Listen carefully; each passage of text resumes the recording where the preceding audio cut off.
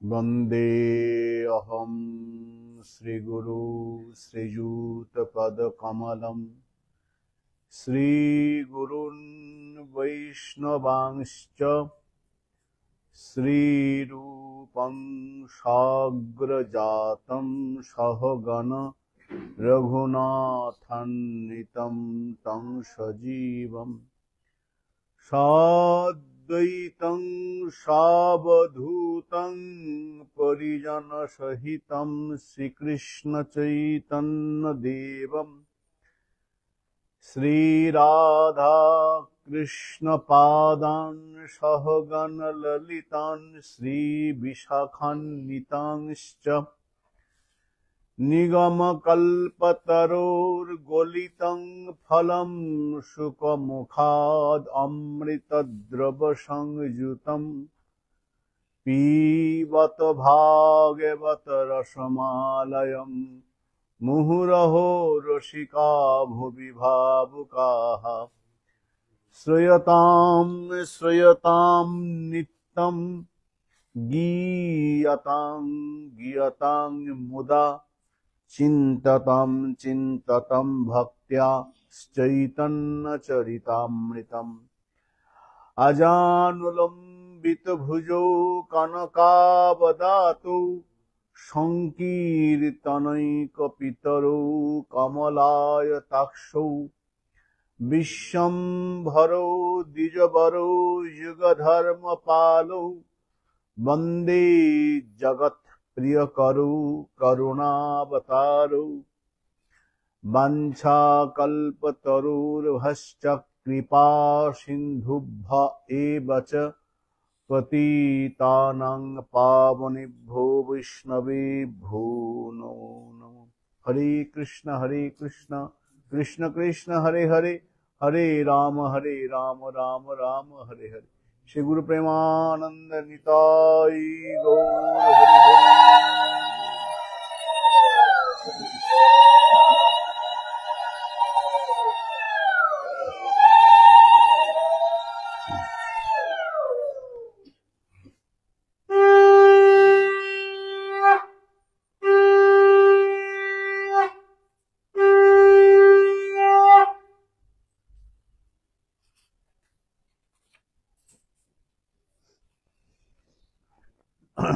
जय गौर।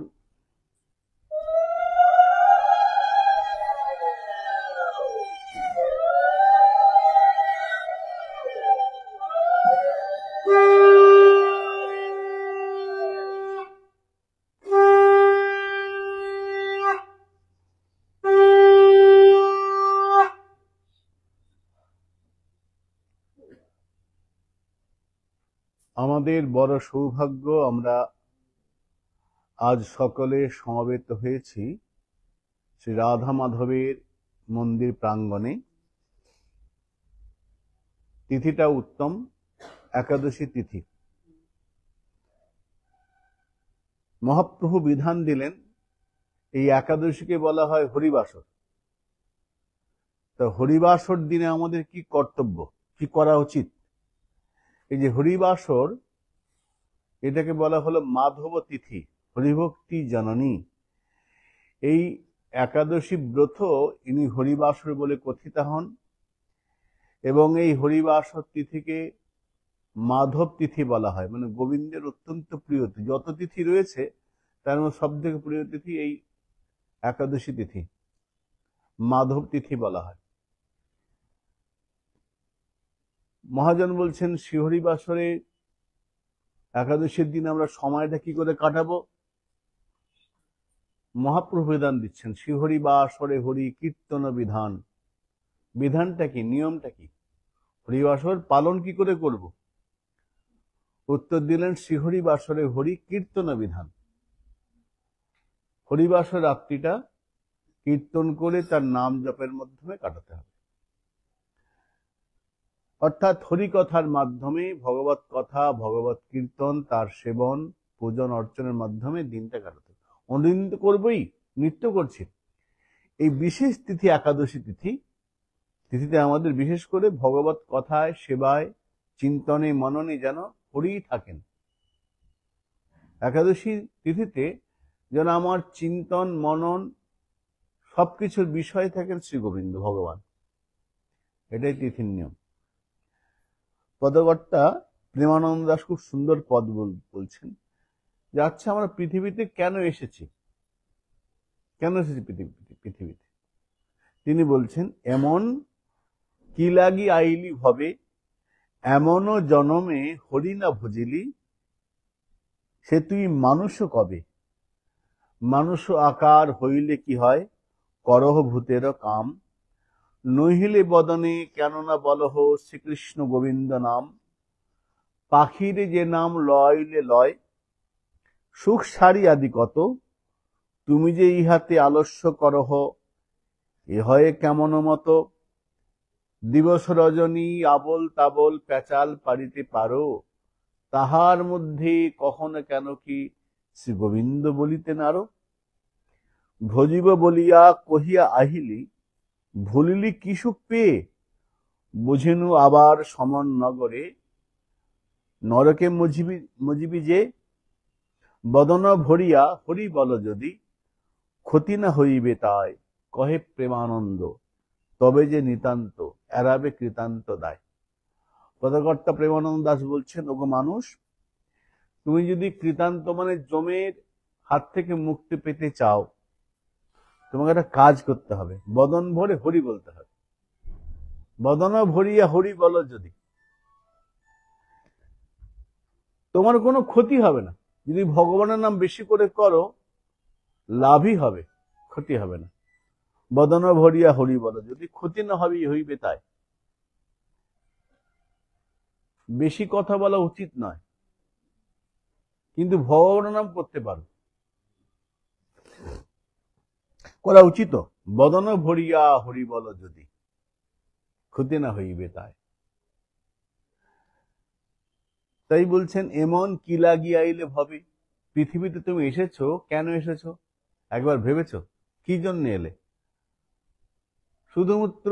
শুধুমাত্র সুখ ভোগ করার জন্যে না। অনেকে আমরা বলি, সংসারে কত কাজ, সংসার তো আছে, সংসার তো করতে হবে। হ্যাঁ, সংসারে তো করতে হবে না? হ্যাঁ, করতে হবে, কিন্তু পৃথিবীতে আছে এই জন্যে। স্ত্রী পুত্র মানুষ করলাম, সন্তান বড় করলাম, সন্তান বড় হলো, সে আর পরবর্তী সন্তান বড় করলো, এটাই পৃথিবীর কাজ না। এটা মূল কাজ না, ওগুলো অনুষঙ্গিক। মূল কাজ কি? হরিভজন করা। এমন কি লাগি আইলে ভবে, পৃথিবীতে কেন এসছি না, হরিভজন করবার জন্য। ঠাকুর নরোত্তম বলছেন, সংসার স্বপন মানো, বিষয়ে বিপত্তি জানো, নরতনু ভজনের মূল। এই নরদেহটা পেয়েছি, মনুষ্য দেহটা লাভ করেছি ভজন করবার জন্য। তার মানে সংসার ছেড়ে চলে যেতে হবে না, সংসারে থাকবো, তার ফাঁকে ফাঁকে গোবিন্দ ভজন করবে। ঠাকুর নরোত্তম বলছেন, তুমি কোথায় আছো সেটা বড় কথা নয়, বড় কথা তুমি হরি বলছো কিনা। গৃহে বা বনেতে থাকে হাগৌরাঙ্গ বলে ডাকে, নরোত্তম মাগে তার সঙ্গ। আমি তো মানুষ হয়েছি, মানুষের কোনো কাজ নেই।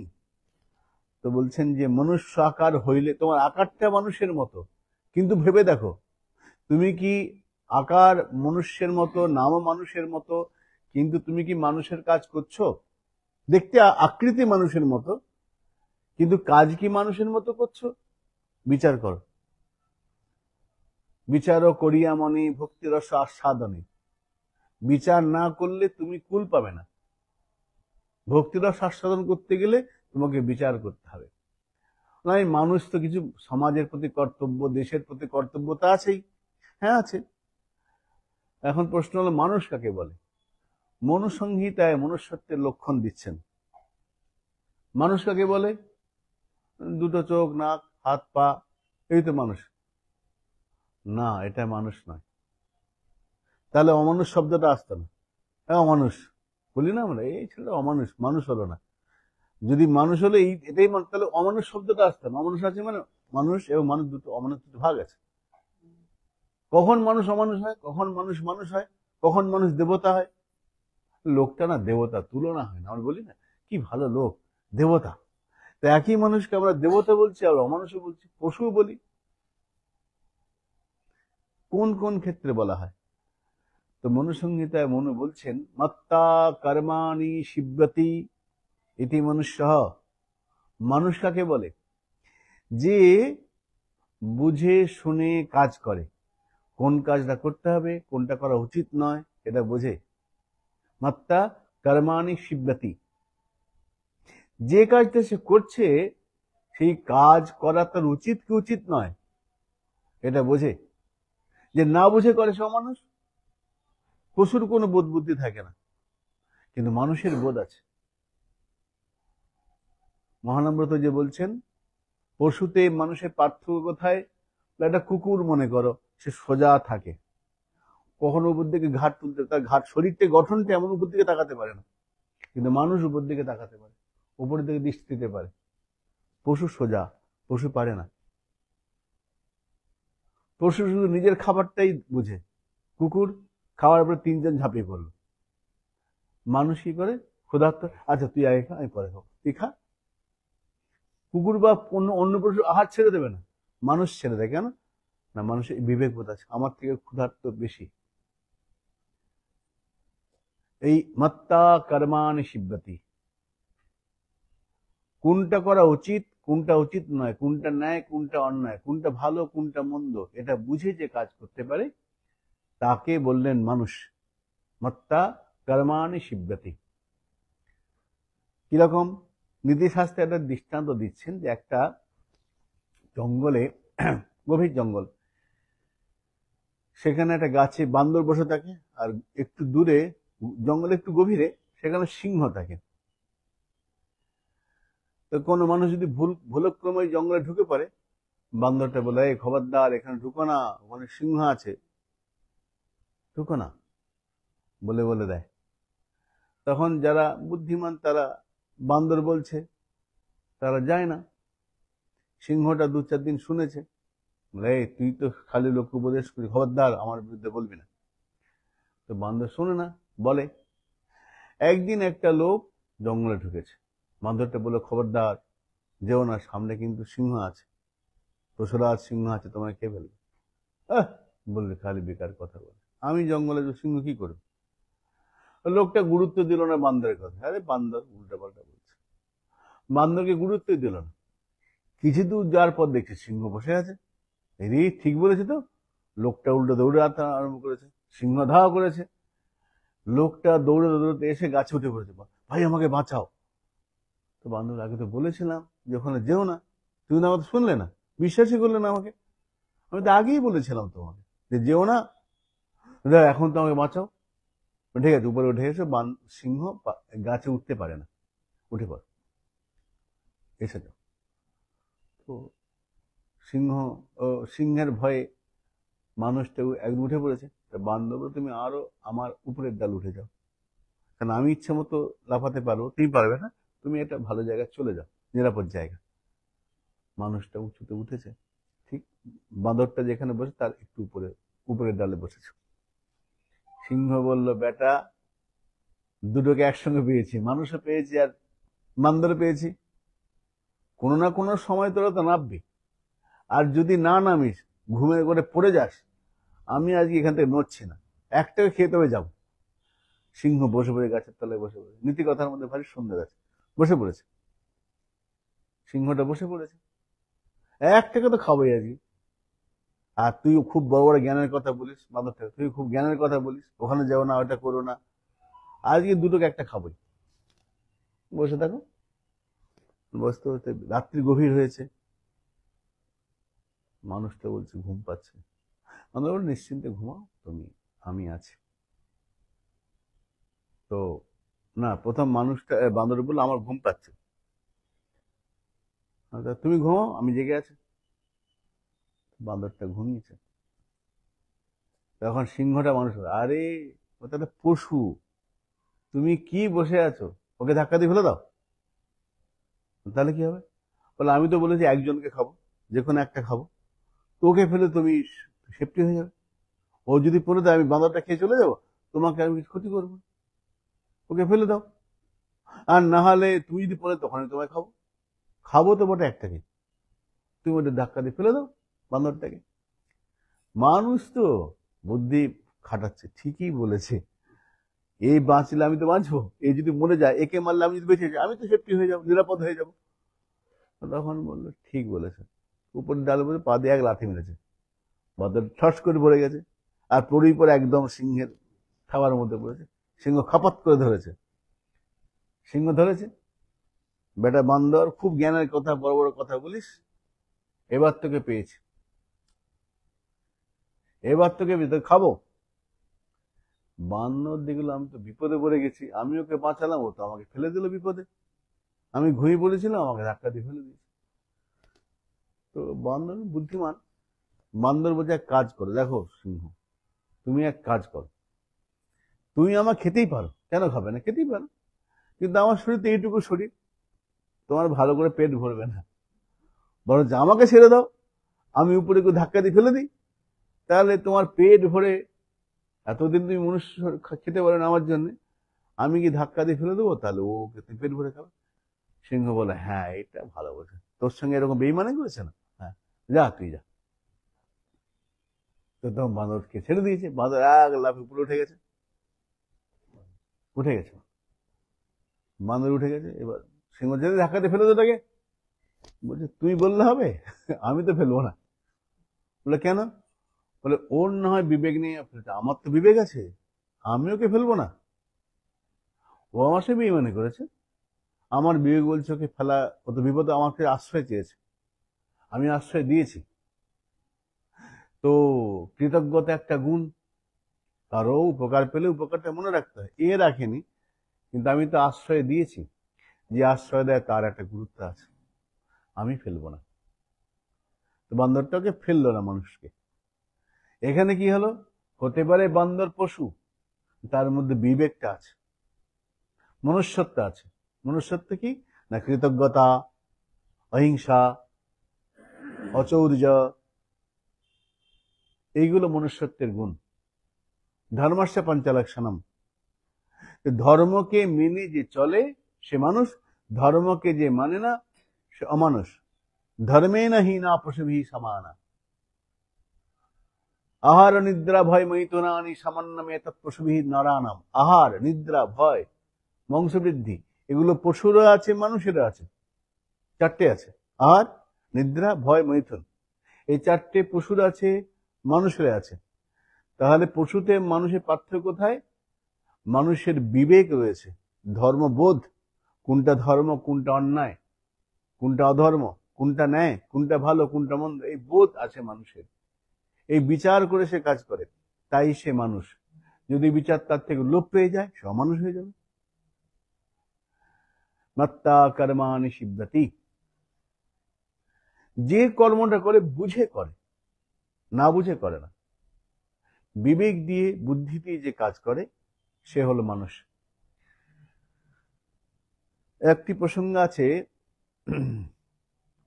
সেখানে একটা জঙ্গলে এক সাধু থাকে, ছোট্ট একটা কুড়ে ঘর, গভীর রাত্রি, আর একজন সাধু হাজির। সাধু ওই ঘরে, ছোট্ট ঘর, সেই সাধুকে কি বলছে, সাধু বাবা আমি তো অনেক দূরে যাব, গভীর রাত্রি, রাত্রে তো বনে কত রকম হিংস্র প্রাণী বেরোয়, তো কোথায় যাব, আমাকে স্থান দেবেন? বললো যে আমার যে ঘরটা দিতে পারি, কিন্তু দেখো কোন ক্রমে একটা মানুষ শুতে পারে, দুজন তো শুতে পারবে না। ঠিক আছে, তুমি যখন আশ্রয় চাইছো, তাহলে এক কাজ করো, তুমি তুমি আমি বসে সারা রাত কাটিয়ে দেবো, শোবো না, বসে রাতটা কাটিয়ে দেবো, চলে এসো, অসুবিধা নেই। তো প্রবেশ করলো দুজন, একটু পর আরেকজন এসেছে, আমি পথ হারিয়ে ফেলেছি, কোথায় যাব, আমাকে একটু দেখুন না, আশ্রয় দেবেন? তো আগের লোকটা বললো দেখো এখানে তো আগে থেকে একজন আছে, এটা একজন শুতে পারে, শোয়ার মতো আছে, সে জায়গায় দুজন হয়ে গেছে, শুতে পারবো না, বসতে পারবো, ছোট ঘর, তোমাকে কি করে স্থান দিই, আর তো জায়গা নেই। তখন ওই লোকটা বললো দেখুন যদি স্থান না দেন তাহলে তো সমস্যাই হবে, আমি কোথায় কার কোন বাঘ ভালুকের পাল্লায় পড়বো। আগে ঠিক আছে, এক কাজ করো, বসে তো হবে না, তিনজনের দাঁড়িয়ে দাঁড়িয়ে রাত কাটিতে হবে, চলে এসো। বিপদে বলেছে চলে এসো। তখন কি হলো, ওই লোকটা তিনজনকে আশ্রয় দিল, তিনজন থাকলো। তাহলে কি হলো, বাংলায় প্রবাদ বাক্য আছে, যদি হয় সুজন তেঁতুল পাতায় 9 জন, এরকম আছে না?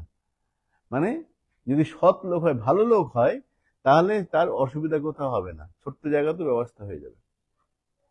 হ্যাঁ, তো বললেন মনুষ্য আকার হইলে কি হয়, আকৃতি তোমার মানুষের আকার, কিন্তু বিচার করে দেখো তুমি কি সত্যি মানুষ পদ পাচ্ছ? তোমাকে মানুষ বলা যায়? তোমার আচার ব্যবহার কি মনুষ্য সমাদৃত? আকৃতি মানুষের, সত্যি কি আমি মানুষ? আর কেউ না জানুক, আমাকে তো বিচার করতে হবে।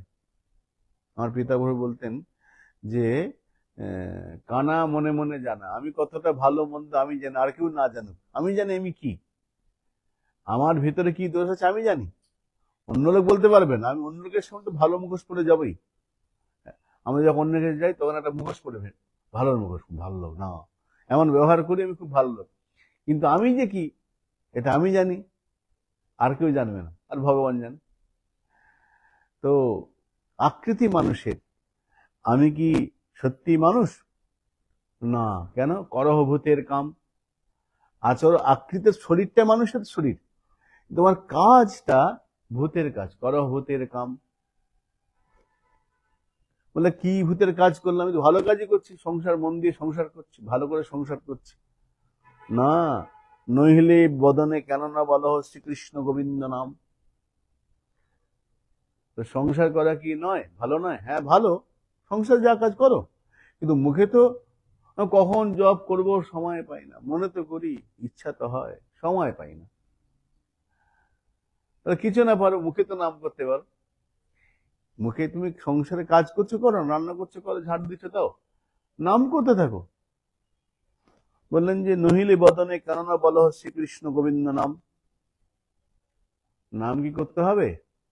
হ্যাঁ, পাখির যে নাম লগাইলে লয় সারি সুখ আদি কত। পাখিকে দেখে, একটা টিয়া পাখি বা পাখি যে কাকাতুয়া, এই পাখিগুলোকে নাম শেখালে এরা পাখিরা নাম করে, হরে কৃষ্ণ বলে, পাখি নাম করে। যে নাম পাখিকে নেওয়ালে পাখি বলতে পারে, তুমি বলতে পারো না? সময় পাই না। মহাজন বলছেন দিবস রজনী আবল তাবল পেঁচাল পড়িতে পারে, সারাদিন কত কথা, কথার তো শেষ নেই। হ্যাঁ, দিবস রজনী আবল তাবল পেঁচাল পড়িতে পারে। আর একটা কথা আমাদের দেখতে পাই, আমরা না ওই অন্যকে খুব জ্ঞান দিতে পারি, আর এটা জানো না, এটা করলে এই হয়, সব বিষয়ে দারুণ জ্ঞান, কোনো বিষয়ে বাকি নেই। জিজ্ঞেস করলে হ্যাঁ সব বলে দেবো। অন্যকে জ্ঞান দেওয়ার পরে একদম ফ্রি, ওদের পয়সা লাগে, ট্যাক্স লাগে, সব জ্ঞান দিতে থাকি। তো বললে কত পেঁচাল পারি। একটি প্রসঙ্গ আছে ওই গীতা প্রেসের বইয়ের মধ্যে। এক সাধুর আশ্রমে সাধু আর শিষ্যরা থাকেন। গুরুদেবের যে খুব প্রিয় শিষ্য, গুরুদেব কি বলেন না বলেন মোটামুটি সঙ্গে থেকে সব জানে, কি বলে না বলে। তো গুরুদেব, ওই দেশের রাজা মাঝে মাঝে গুরুদেবকে দেখা করতে আসে, কথাবার্তা বলে, কোনো প্রার্থনা করে, গুরুদেব গুরুত্ব দেন না। তো একদিন গুরুদেব নেই, এই সময় রাজা এসেছেন, এসে বলছে গুরুদেব কোথায় গেছে? বাইরে গেছেন। তো প্রধান শিষ্য যে সঙ্গে সবসময় থাকে, সে বলছে আচ্ছা কি ব্যাপার বলুন তো, আপনি প্রায় আসেন, গুরুদেবের কাছে বসেন, কিছুক্ষণ শুনি, বিশেষ কোনো ব্যাপার? তো তখন রাজা বলছে কি বলবো, আমি, আমার এত বড় রাজত্ব সবই আছে, শুধু একটা সন্তান নেই, সন্তান হলে ভালো। তো গুরুদেবকে বলছি, গুরুদেব তো কোনো গুরুত্বই দিচ্ছেন না। ও বলে এই ব্যাপার, ও আমি গুরুদেবকে বলে দেবো, আমি গুরুদেবকে যা বলে, ও গুরুদেব কোনো ব্যাপার নেই, আমি বলে দেবো, চিন্তা নেই, গুরুদেবকে বলে দেবো, আপনি যান, বলেছে। তো গুরুদেব, এই রাজা তখন ঠিক আছে আপনি দায়িত্ব নিয়েছেন, আমি বলে দেবো, চিন্তা নেই, হয়ে যাবে বলে রাজা তখন চলে যাচ্ছে। এই সময় গুরুদেব ঢুকেছে। গুরুদেব যে রাজার রথে বেরিয়ে গেল। তো গুরুদেব, কিরে রাজা এসেছিল না কিরে? হ্যাঁ বাবা, রাজা এসেছিল, কিছু বলছিল?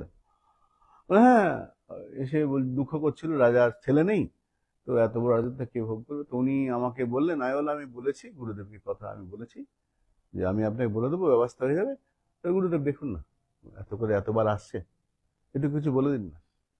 তো গুরুদেব হাসলো, কথা তো তুই দিয়েছিস, আমি তো দিইনি।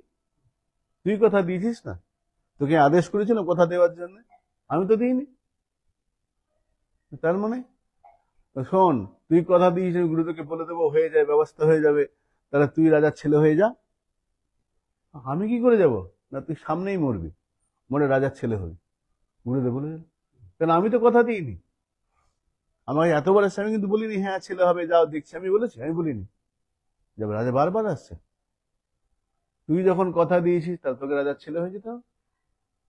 পায়ে ধরে কান্না, গুরুদেব আমি তো বুঝতে পারিনি এই কথা এরকম মানে হবে। হ্যাঁ, কথা বলবার আগে বুঝতে হবে কথাটা কাকে বলছি, কেন বলছি, কথা গুরুত্ব, কথাটা না বুঝে কথা বলে দেবে। কথা দেওয়ার ভাগ, কাকে কথা দিচ্ছি, আমার কথা কতটা টিকবে, যাকে বলছি সে কি আমার কথা নিতে পারবে? তো কথা বলার আগে ভাবতে হবে কাকে বলছি, কেন বলছি, কি বলছি, তার ফল কি হতে পারে। না বুঝে কথা বললে ফল তো ভোগ করতে হবে। তাহলে তো গল্পটার নাম হলো বললেই মরবি। গল্পটার কথা বললেই ফাঁসবে, বললেই মরবি। তো বলছি তাহলে গুরু এখন কি হবে? এখন তুই মরবি, রাজার ছেলে হয়ে যাবে। বাবা ক্ষমা করুন, আমার মুক্তি কিসে হবে, অনেক কান্নাকাটি। ঠিক আছে, তুই শোন, তুই প্রথম জন্মগ্রহণ তোকে তো করতে, যেমন কর্ম ফল তো ভোগ করতে হবে। কর্ম করেছিস, কথা দিয়েছিস, তোকে ছেলে হয়ে যেতে হবে। তো তুই যখন প্রথম কথা বলবি সেদিন তোর মৃত্যু হবে, মুক্তি হবে, তার আগে হবে না। যা। কদিন পরে শিষ্যটি মারা গেল, রাজার ঘরে ছেলে হয়েছে। খুবই আনন্দ, খুব আনন্দ, রাজ্যে আনন্দ বন্যা, 3-4 দিন ফ্রি খাওয়া দাওয়া, আনন্দ বাজনা, গান কীর্তন খুব চলছে। রাজার ছেলে বলে কথা, অনেক দিনের পর রাজার ছেলে হয়েছে। খুব আনন্দ, হইচই হচ্ছে।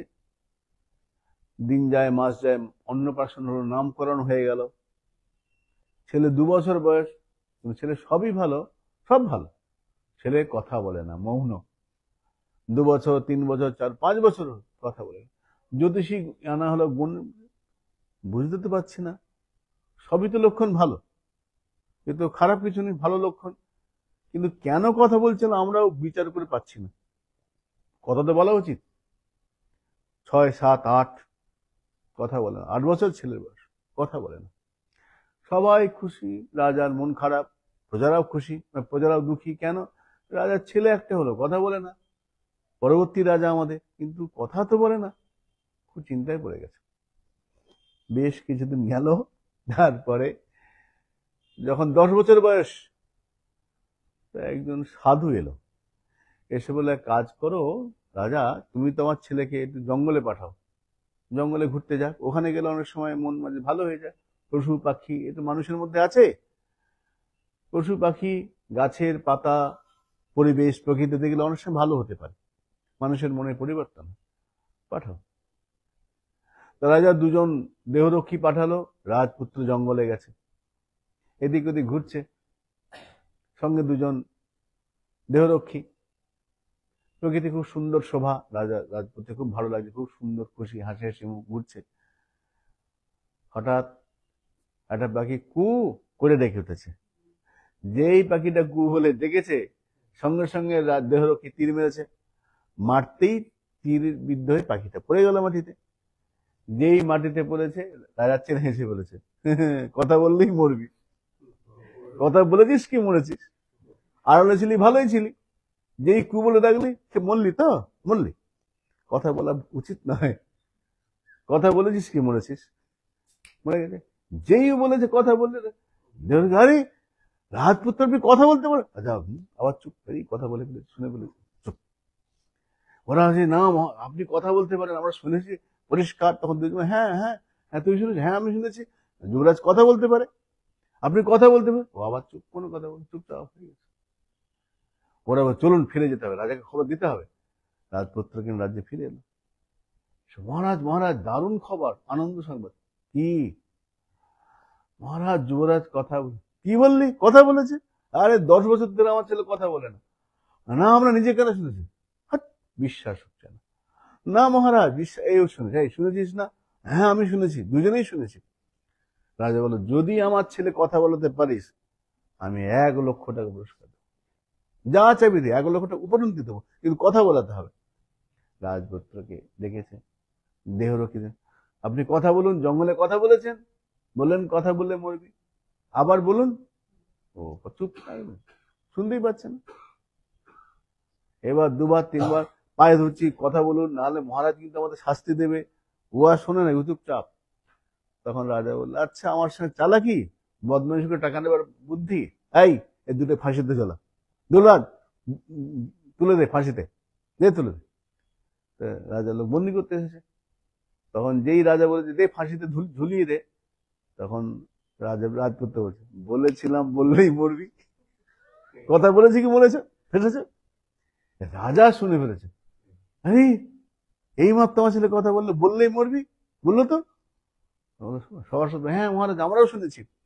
রাজা ধরেছে, বল, কথা বল, কথা বল, কথা বলে না। অনেকক্ষণ পরে বলছে, ঠিক আছে আমি বলবো, কিন্তু একটা কথা, আমার কথা বলা শেষ হবে আমি কিন্তু মরে যাব।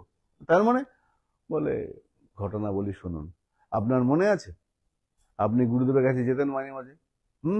কতবার প্রার্থনা করেছি, কেঁদেছি, গুরুদেব তো কোনো হ্যাঁ না বলতেন না। একটা শিষ্য ছিল গুরুদেব, মনে আছে? বলে হ্যাঁ, সেই তো আমাকে বললো, আমি বলে দেবো, চিন্তা নেই। হ্যাঁ আমি সেই লোক। তুমি তুমি তো গুরুদেব হয়েছে। আমি মারা গেছি, মরে গিয়ে এখন আপনার ছেলে হয়ে গেছে। কেন? সব ঘটনা বলে, এই ব্যাপার। গুরুদেব বলেছিলেন যে যেহেতু তুই কথা দিয়েছিস, তোকেই রাজার ছেলে হয়ে যেতে হবে। আমি তো কথা দিইনি, আমি কথা আমার যেতে হতো, আমি তো কথা দিইনি, অর্থাৎ তোকে রাজার ছেলে হয়ে যেতে হবে। তো সেই জন্য আমি আপনার ছেলেও এসেছি, 10 বছর আপনার এখানে থাকলাম, আমার যে কর্মফল ছিল ভোগ হলো। এবার গুরুদেব বলেছেন যে তিনি প্রথম কথা বলবো, আমার আজ আমার সম্পূর্ণ ঘটনা বলা হলো আপনার কাছে, আপনার সংশয় দূরীভূত হয়েছে। বললো হ্যাঁ, এবার আমার ছুটি। রাজপুত্র মারা গেল। তো গল্পের মূল বিষয়বস্তু কি? গল্পের দিকে যেও না, বলে মূল বিষয় কি? মূল বিষয় হলো আবল তাবল প্যাচাল যদি পারি দিন রাত, আমাদের অনেক কথা বলি, কিন্তু বুঝতে হবে কাকে বলছি, কেন বলছি, ফল কি। যদি আবল তাবল কথা বলি না, ওর তো অধিকার নয় আশীর্বাদ দেওয়াটা। আশীর্বাদ দেওয়ার অধিকার গুরুদেবের, গুরুদেব তো দেননি। ও মাঝখানে ঢুকে পড়েছে, আমি বলে দেবো, এটার অধিকারের সীমার বাইরে। সীমাকে লঙ্ঘন করা কখনো উচিত নয়। যার যেটা সীমা, সীমার মধ্যে থেকে কাজ করা উচিত। তো এখানে বললেন, দিবস রজনী আবল তাবল প্যাচাল পারিতে পারো, তাহার ভিতর কখনো কেন কি গোবিন্দ বলিতে নারো। সারাদিন কত কথা বলছো, কত কথা বলছো, একবারে ভগবান নাম করার তোমার সময় হয় না? আমরা পৃথিবীতে কেন এসেছি? ভজন করবার জন্য। কেন?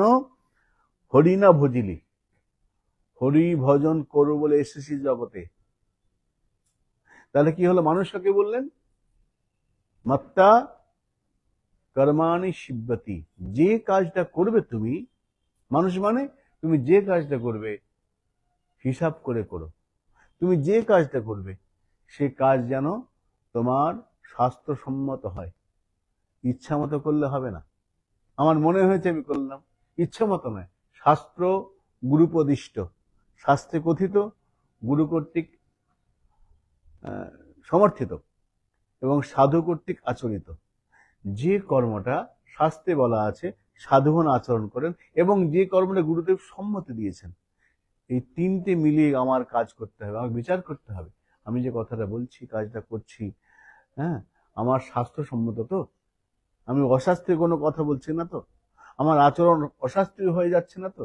আচ্ছা, আমার আচরণ কথাটা সাধুরা সমর্থন করবেন তো? আমার কথাটা গুরুদেবের অনুমতি আছে তো? তো গুরু সমর্থিত, শাস্ত্র কথিত, সাধু কর্তৃক আচরিত, সাধুরা আচরণ করছেন কিনা দেখতে হবে। সাধু আচরিত, গুরু সমর্থিত, শাস্ত্র যে বাক্য, সেই বাক্য মেনে যিনি চলবেন, শাস্ত্র বলেন তিনি মানুষ। আমরা মহাভারত একটা খুব সুন্দর, আজকেই পড়ছিলাম কাশিদাসীর মহাভারত। সেখানে কটা বাজে? আরতি হয়নি না? তো ছোট্ট প্রসঙ্গ বলে আমরা বিশ্রাম যাব।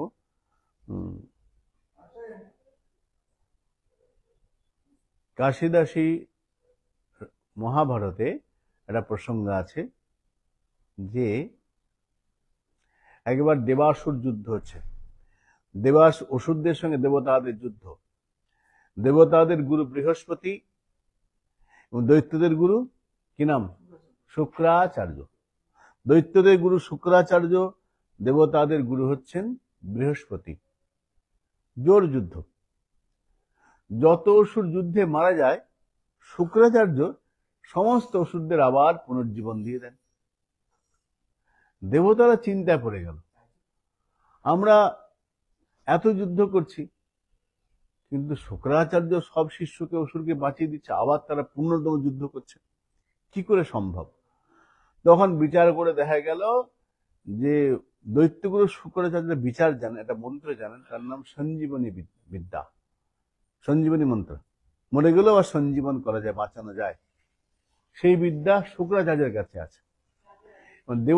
দেবতারা বিচার করে দেখলেন যে ওই বিদ্যাকে পেতে হবে, কিন্তু কোন দেবতা যদি যায় গিয়ে বলে আমাকে বিদ্যা দেবে, দেবে না। দৈত্যগুরু শুক্রাচার্য দেবে না, অসুরদের গুরু তিনি। সবাই বিচার করে বললো একজন পারে, সেটা হচ্ছে দেবগুরু বৃহস্পতির ছেলে কচ।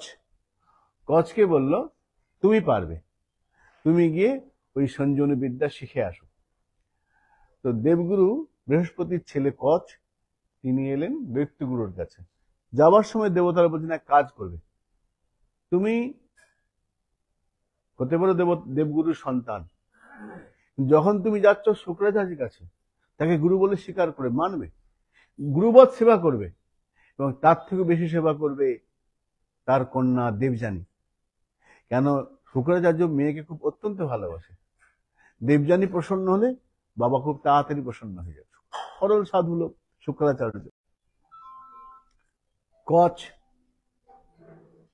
এসেছেন দৈত্যগুরুর কাছে, এসে বলছেন আমার নাম কচ। দৈত্যগুরু জিজ্ঞাসা করছেন তোমার পরিচয় কি? দেখো, যখন গুরুর কাছে যাবে তখন কিন্তু সেখানে ছলনা করা উচিত না, গুরুর কাছে ছলনা করতে নেই। তো কচ বললেন আমি দেবগুরু বৃহস্পতির পুত্র, আমি কচ। ও, তুমি বৃহস্পতির শিষ্য, সন্তান? হ্যাঁ। তোমার পিতা তো বড় গুরু, তুমি আমার কাছে কেন এসছো? না, আমি আপনার সেবা করব, আপনার কাছে বিদ্যা লাভ করব, বিদ্যা অধ্যয়ন করতে এসেছি। বেশ, তুমি যখন সত্যিকার, তুমি তো গোপন করতে পারতে, তুমি গোপন করনি, বিদ্যা নেবার জন্য তুমি আমাকে স্বীকার করেছো, তুমি দেবগুরুর পুত্র। ঠিক আছে, তুমি আমার এখানে থাকো। গুরুদেব যখন যা বলেন সে কাজ পালন শুনেন। দেবযানী যা বলেন, দেবযানী বলেন এখন তোমাকে নাচতে হবে, নাচতে আরম্ভ করলেন। যখন যা আদেশ করে গুরুকন্যা কোন রকম না করবো না এরকম না, গুরুকন্যা গুরুদেব যা বলেন সেটা পালন করেন। কেন? শাস্ত্রে বলা যে গুরুবৎ গুরুপুত্রেষু, গুরুপুত্র এবং গুরুদেব সমান। তো গুরুপুত্রের আদেশ গুরুবৎ। আমাদের প্রবাদ বাক্য আছে, গুরুবাড়ির কুকুরটা আমার কাছে প্রণম্য। গুরুবাড়িতে কেন? কুকুরটা গুরুবাড়ি থাকছে, গুরুবাড়ি থেকে ওখানে গুরুদেবের সেবা করছে। তা গুরুবাড়ির কুকুরটা পর্যন্ত, অর্থাৎ এটা বোঝানো হচ্ছে গুরুবাড়ির সকলেই আমার কাছে প্রণম্য, এটার গুরুত্ব। তো গুরুকন্যা তার খুব যখন যা বলে সেবা করেন। একদিন শুক্রাচার্য বললেন কচ যাও, তুমি আমার গাভী পাহারা দাও। দেবগুরুর সন্তান, ব্রাহ্মণ সন্তান, দেবতার সন্তান, বৃহস্পতির ছেলে, যদি গুরুদেব যাও তুমি গোধন রক্ষা করো, গুরুকে রোজ মাঠে নিয়ে যাবে ফিরে আসবে। তাই বলতে পারতেন, আপনি তো জানেন আমার পরিচয়, আমি দেবগুরুর ছেলে, বলতে পারতেন। কোন রকম সুবিধা নেন। হ্যাঁ আচ্ছা ঠিক আছে, প্রতিদিন যান গোচারে। 2-3 দিন পরে ওষুধের মধ্যে রটে গেছে, খবর রটে গেছে কি না দেবগুরুর ছেলে শুক্রাচার্যের কাছে আছে বিদ্যা লাভের জন্য, নিশ্চয় সঞ্জীবনী বিদ্যা নেবে, রটে গেছে ব্যাপারটা। অসুররা একদিন ওকে একা মাঠের মধ্যে পেয়ে বললো মেরেই ফেলবো, মারলো, এটা টুকরো খন্ড খন্ড খন্ড করলো, কচকে খন্ড খন্ড করলো, করে খন্ড খন্ড করে কচকে। অসুররা বলছে খন্ড খন্ড করলাম তো, কিন্তু গুরুদেব তো সঞ্জীবনী বিদ্যা জানে, একে তো আর বাঁচিয়ে ফেলতে পারে। এক কাজ করো, শিগালকে ধরে খাইয়ে দাও, ওই পশুদের দিয়ে দাও। তো খন্ড খন্ড করে এটা বাঘের পেটে দিয়ে দাও, বাঘ খেয়ে নিল, খেয়ে নিয়েছে। এইবার সকাল গেল, সমস্ত গরুগুলো ফিরে এলো, গাভী সব ফিরে এসছে, কচ তো ফেরেনি। মেয়ে দেবযানী বলছে, বাবা কচ গেছে এখনো ফেরেনি। হ্যাঁ তাই তো রে, গরু তো ফিরে এলো, দেরি হচ্ছে না। তুমি দেখো, সুগার তো ধ্যানে ভালো বুঝতে পারতেন, ধ্যান দ্বারা দেখি কোথায় আছে। ধ্যান করে দেখে খুঁজে পাচ্ছে না, অনেক খুঁজে পেলে, আরে এ তো সেই বাঘের পেটে বসে আছে, বাঘ তো খেয়ে নিয়েছে, খন্ড খন্ড করে খাই দিয়েছে। তো মেয়ে তো জেদি, বলে না বাবা ওকে বাঁচাতে হবে। দেবযানী কান্নাকাটি করছে, ঠিক আছে, তো বাঁচিয়ে দিল, মন্ত্র প্রয়োগ করলো, একদম ছাগলের পেট থেকে, কি বলো, ওই বাঘের পেট থেকে বেরিয়ে এলো, এসে প্রণাম করছে, গুরুদেব আমি চলে এসেছি। কি হয়েছিল ঘটনা? তো বলে এরকম আপনি বললেন গোধন রাখতে, তা গরু কিনে যেতাম, এরা অসুরটা কি করে জানতে পেরেছে, আমাকে তো খন্ড খন্ড করে কেটে বাঘকে খাইয়ে দিয়েছে। ও ঠিক আছে, কালকে তো আমাকে আর যেতে হবে না, গোধন রাখতে যেতে হবে, অন্য কেউ যাবে। আচ্ছা আচ্ছা আচ্ছা। একদিন দেবযানী বলছে, আমি শিব পূজা করবো, আমাকে ফুল এনে দাও। গুরুকন্যা যা বলে শুনতে হবে, ফুল আনতে গেছে। যেই, আর ওষুধটা তকে তকে আছে, জানে বেঁচে গেছে, ওষুধটা তকে আছে, যেই গিয়েছে সঙ্গে আবার ধরেছে, আবার কেটেছে। বলে একে এইভাবে এখন হবে না, একে ভালো করে ঘি দিয়ে ভাজো। ওকে কেটে ভালো করে ঘি দিয়ে ভাজলো, খন্ড খন্ড খন্ড করেছে, ঘি দিয়ে ভেজেছে। কোথায় দেয়া যায়, কোথায় দেয়া যায়, যেখানে যাবো গুরুদেব তো ওকে মন্ত্র দিয়ে ডেকে নেবে।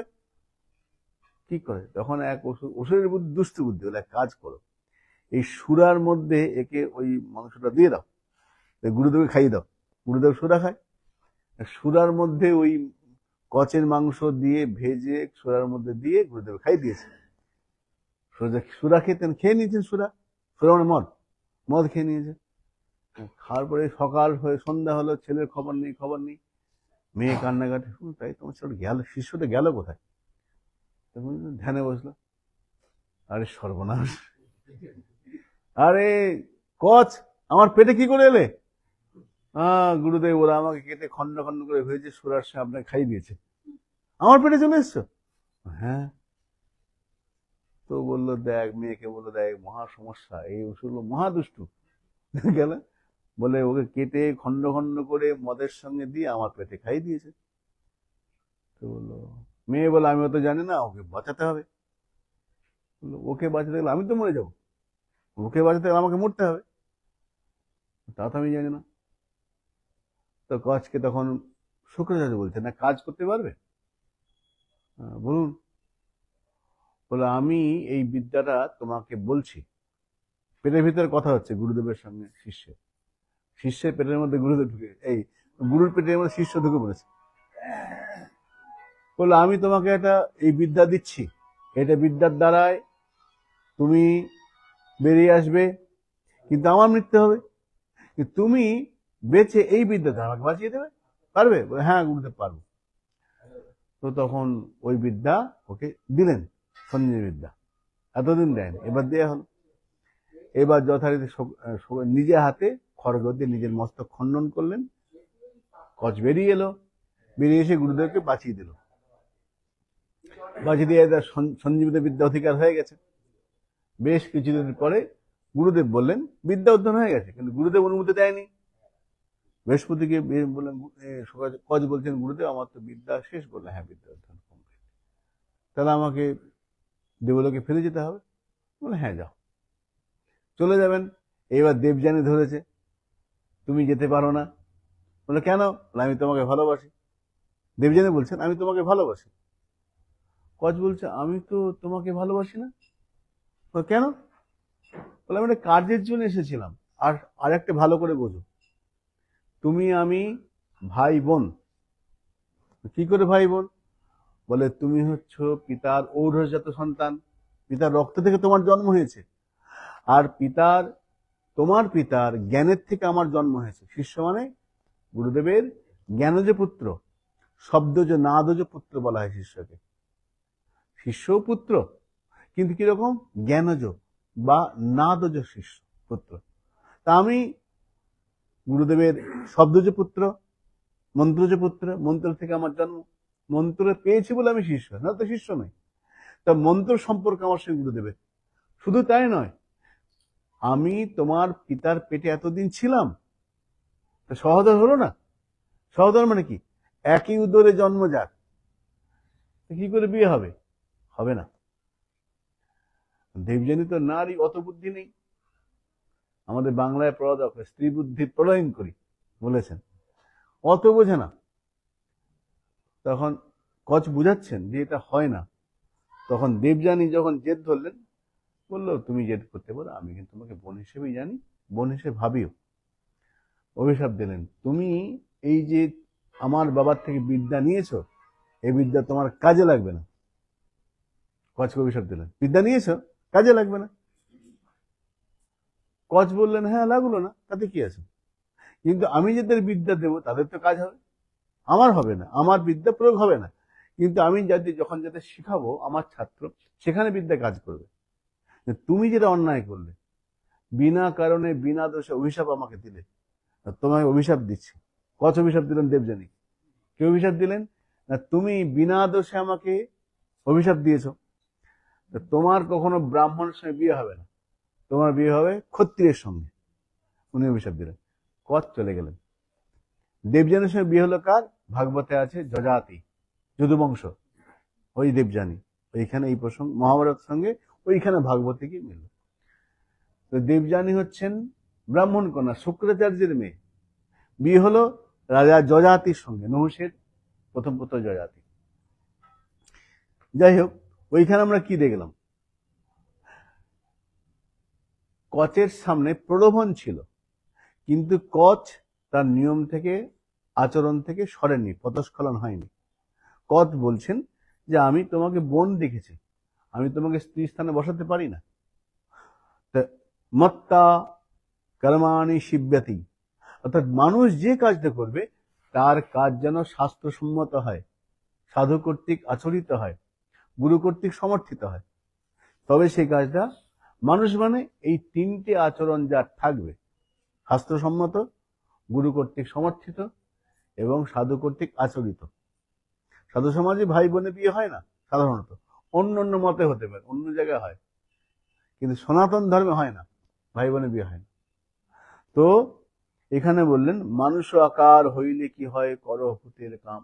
তোমার আকৃতি মানুষের, কিন্তু তুমি ভেবে দেখবে তোমার আচরণ কি শাস্ত্রসম্মত হচ্ছে? ভজিও বলিয়া কহিয়া আইলি, ভুলিলি কি সুখ পেয়ে। তুমি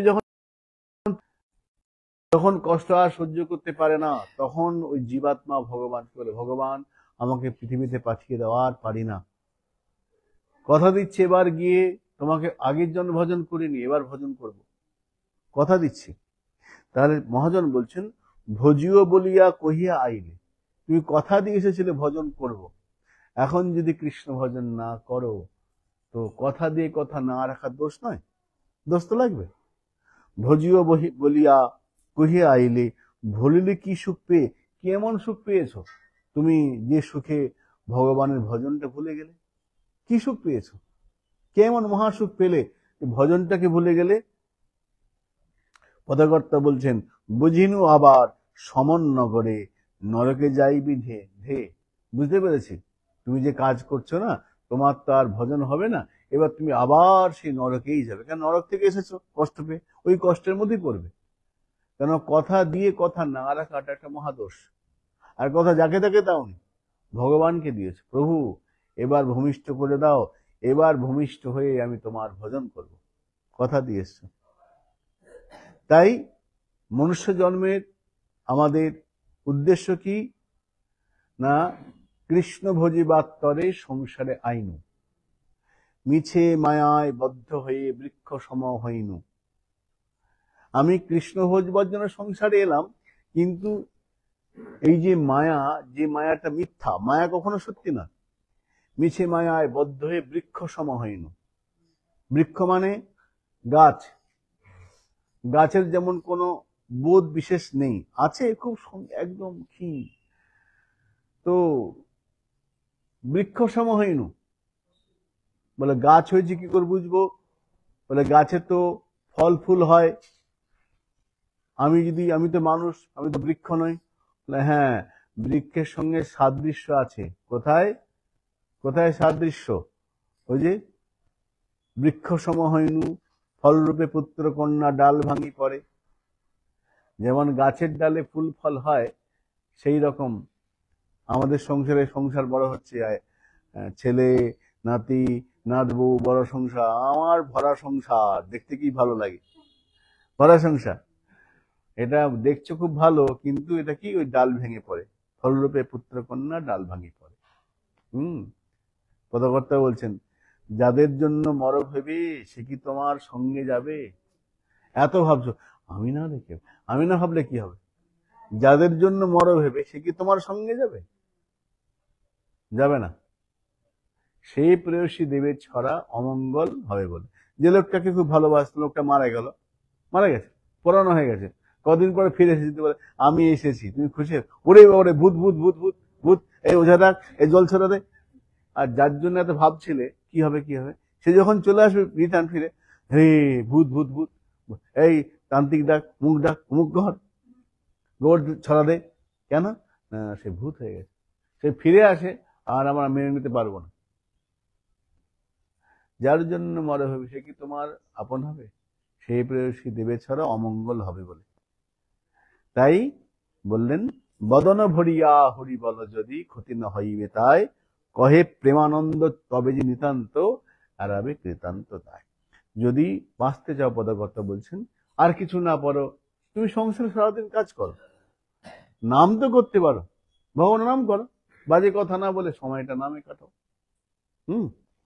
বদন ভরিয়া হরি বলো, বদন ভরে হরি বলো, হরি ভগবানের নাম কর বেশি করে।